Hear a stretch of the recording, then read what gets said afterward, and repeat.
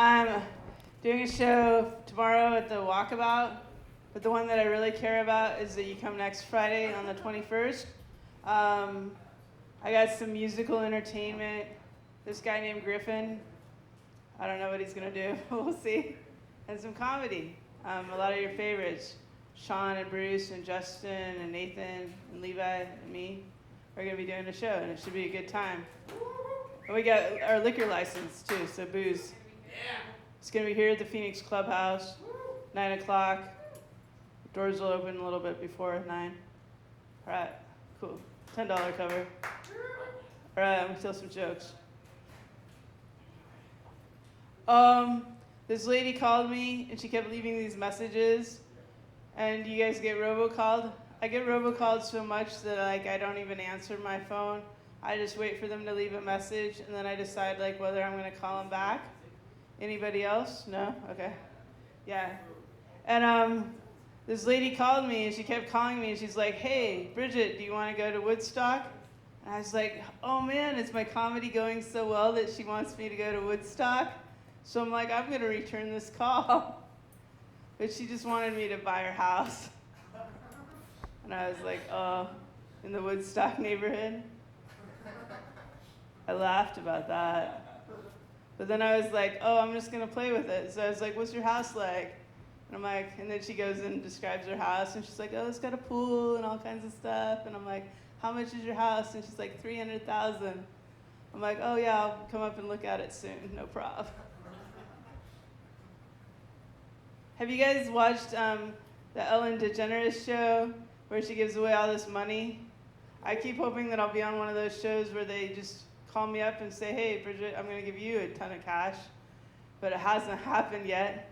And the other day they had this lady in there, and all she had to do was get a ball in a hole, and she won $5,000 for that. I think people get things in holes and they don't get that much money. All right. Keeping it child friendly.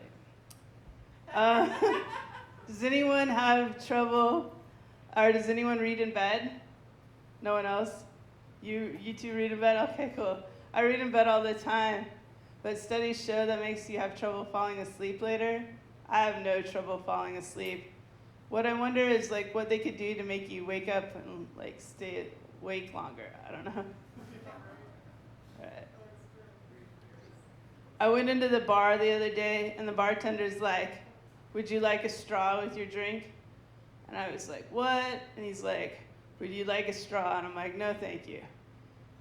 And then he was like, there's a new rule that if I don't ask you if it's a straw, then it's a misdemeanor. I don't know, kind of strange, right? So then I've been thinking about this, and I've been drinking out of my paper eco-friendly straws. But my Starbucks just doesn't taste as good. Anybody else tried these Echo straws? How they disintegrate halfway through? No? Okay. Well, you'll see. It hasn't quite hit Southern Oregon yet, but I've been stocking up on plastic straws because I want to have a lifetime supply. I decided that I would quit buying lotto tickets, because why buy lotto tickets when you can play for free on your phone, free scratch-offs on your phone, right? And you can get money back, right? So I was like, oh, okay, this is a cool game. And I won $1.25. And then I went to cash it in on my PayPal, and it said, no, you need $10 more, or $9.75 more before you can cash this in. So I've been trying to cash in my lotto ticket now for 2 months. It's not working. I don't know. I won't do that joke again. I went and I saw this guy, and he was a white guy, and he was eating popcorn with chopsticks. All right. My friend and I went to the bar the other day, and she had just had a bad breakup, and we can't go to any bars in Phoenix. We've been banned. So then we found ourselves in Talent, and we found ourselves at the only bar left in Talent that my friend could go to. The Tally-Ho. And there's these giants there. These giants normally buy us drinks, but we found out some information on the giants, so no more free drinks. They wouldn't even say hi. But the bartender, she comes up to us and she's like, yo, you're mad dogging. You're making my customers uncomfortable. Your friend is mad dogging people. And I'm like, what is that? I don't even know. I gotta Google it. And I was like, and then I Googled it. It's like a term that they use in prison to hit on people. It was like and then the second definition from Urban Dictionary was like a blank stare that you give someone, like you want to fight them.